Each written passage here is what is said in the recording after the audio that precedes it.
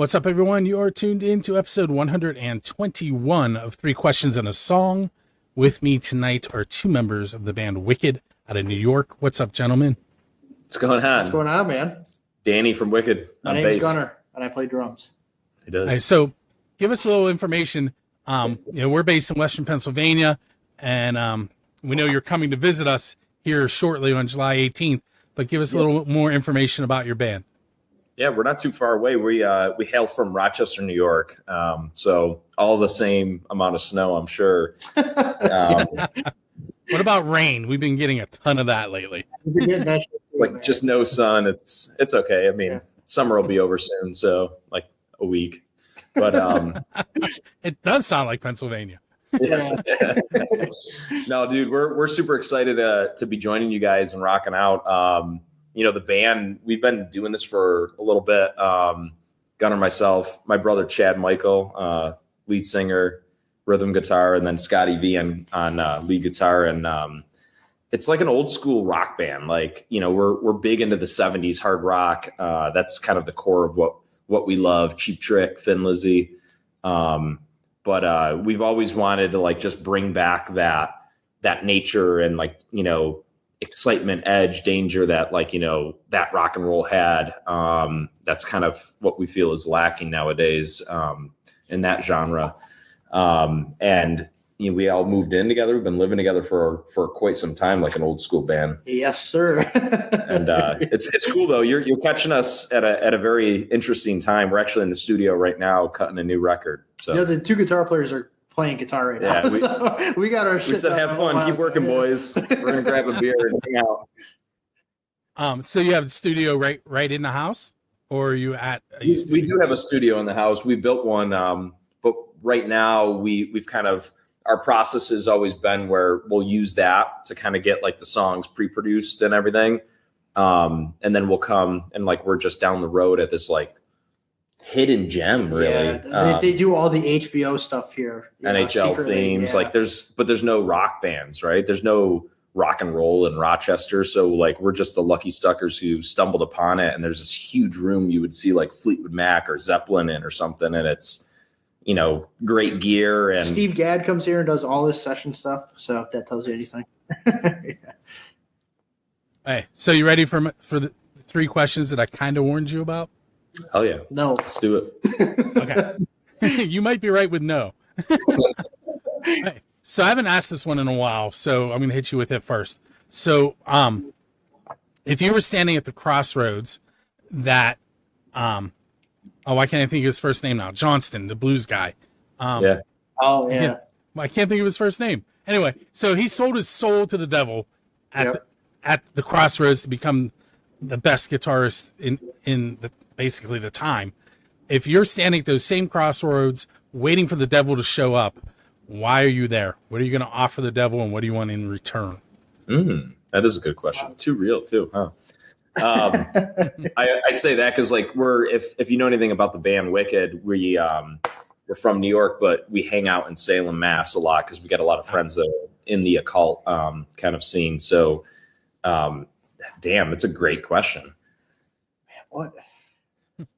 Gee, that's a good ass question, dude. I always think like, for us, the band is, what we're trying to achieve out of it. Of course, like everybody's become like, household name, this, that, whatnot, travel the world. Obviously it'd be for the band, but it's about leaving a legacy. You know what I mean? So really, what would I sell to get what we want out of it and have that legacy and to be like that name like Zeppelin? Man, just about anything. It'd be wealth. It'd be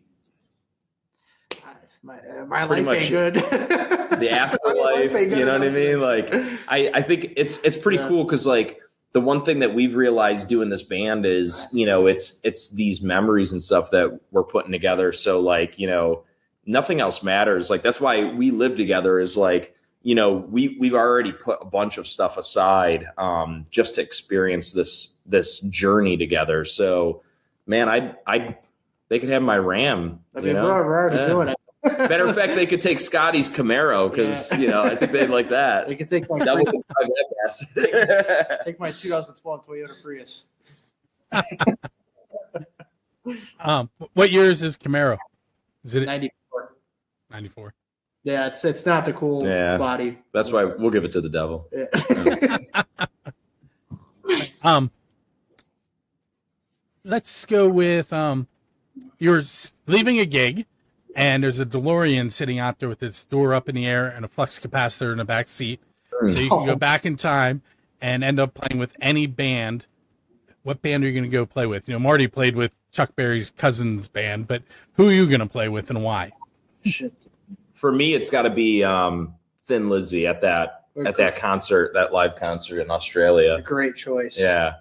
I think any 70s Aerosmith, I know Scott would love that, but just them back in the day, holy shit, dude. You know, that or like a David Bowie. Ooh, that'd be cool, like during like the Ziggy Stardust stuff. Probably, yeah. Or even like Cheap Trick. Aerosmith answer. Yeah, the Aerosmith, Scott, like our guitarist would be like losing it right now. Yeah, that'd be his. It's just so rocking. You know? That raw, you know. I saw Aerosmith one time, and I wish I would have saw him a different night. I think. What year did you see? Oh wow! Well, they were touring with Kiss, but I don't remember when that was. It was on they were touring on their Honking on Bobo, their blues album. Oh yeah. Oh wow. Okay. And I think Steven was sick that night because Joe Perry sang most of the leads. Oh my god, crazy. Yeah, and they headlined and they only played for like 40 minutes. What's your favorite Aerosmith album? Oh, probably Pump. Oh, you think so? There you go. Yeah, that's cool. Wow, that's crazy. We have like that a was the little one bit. I was introduced to. That was my first album from them. Yeah. Like everybody loves like rocks or toys in the attic. But like we have a little bit of like a controversial opinion. We really like Nine Lives and Just Push Play as well. 90s kids, so it's like there's even the Spider-Man theme they did is cool. You're really, really getting points with me. Spider-Man is my thing. Chad too, our singer. Yeah, that there's like a whole lore with Chad. He grew up on that. He's just a mega fan. So is all the action figures. Yeah. My classroom is decorated in superheroes. That's sick. Cool. At holiday times, my students buy me Spider-Man things. It's great. That's awesome. I got a remote control Spider-Man helicopter last year. Cool. That's cool, man. But, all right. Do you want a regular question, or do you want me to ask you an off the wall one like I just did? Let's go off the wall. We don't get these very often, so let's do it.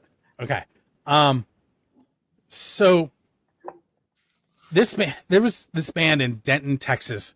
They were called Diesel Beast, and they were the first band that I ever asked this question to. So I call it the Diesel Beast question. And the question is, if you could play anywhere in the world, so it could be a non-traditional venue with any band, where do you want to play and who do you want to play with? And while you're thinking, I'll tell you what their answer is, and then you'll understand why the question is named Diesel Beast. So their answer was that they wanted to play with Dio at Stonehenge. Damn. Oh, that's cool. So then we talked about how maybe if you press the rocks in the right order, you may be able to do that.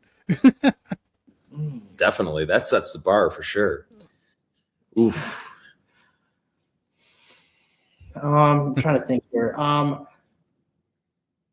think for me, I don't know what band I would play with, but I just know like the Swedish people, they love what we do. Like the rock and roll, they don't give a shit about anything ever. They just love the music, and it's like their community is really cool. So I think just playing there is cool. I don't know what band I would play with though. They like anything, they like everything from like the heavy stuff to like the Aerosmith. It's just I don't know what band I would play with.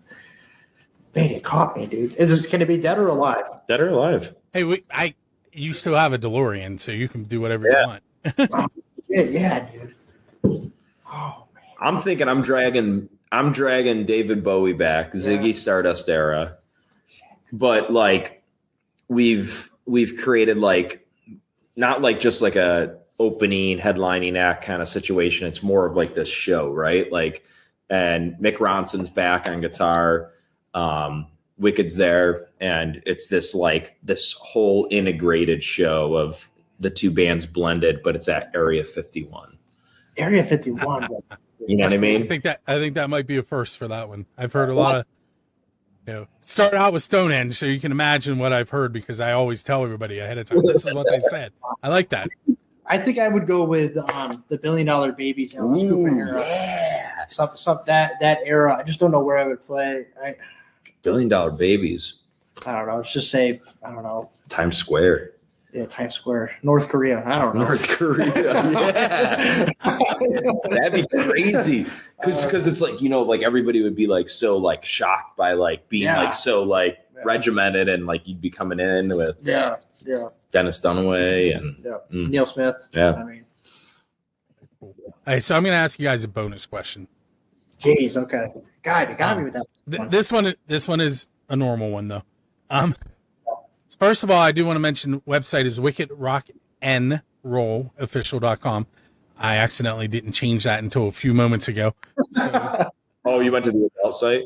Yeah, don't go to the. I had a Common Crown, which is a local band. I had theirs on there on the video. So anyone, if you go visit a Common Crown, great band from the Pittsburgh area, but make sure you go check wickedrocknrollofficial.com out.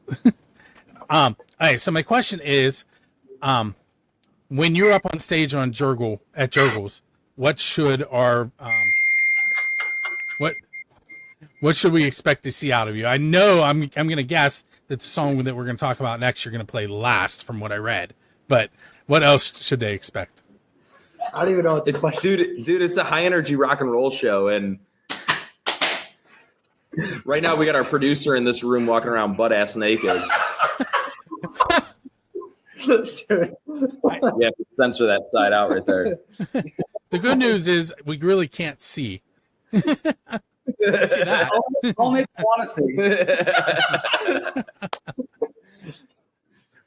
It's awesome. Like we're right now like cutting this new record. Super cool producer originally from Atlanta. Hails from Nashville now. Tuck Smith. You might know him from Tuck Smith and the Restless Hearts or the Biters back in the day, but. We're making just a classic rock and roll album, and it's really cool. But when you talk about the show, the same thing is we always call ourselves like high energy rock and roll, influenced by great bands like the Helicopters and all these bands that go out there and just leave it all on the stage, blood, sweat, the whole nine. And it really is an entertaining thing. It's somewhere between that energy of punk rock, but that hard rock of UFO and that swagger, with a little bit of glam flair to it. And I think it's top to bottom going to be a fun event.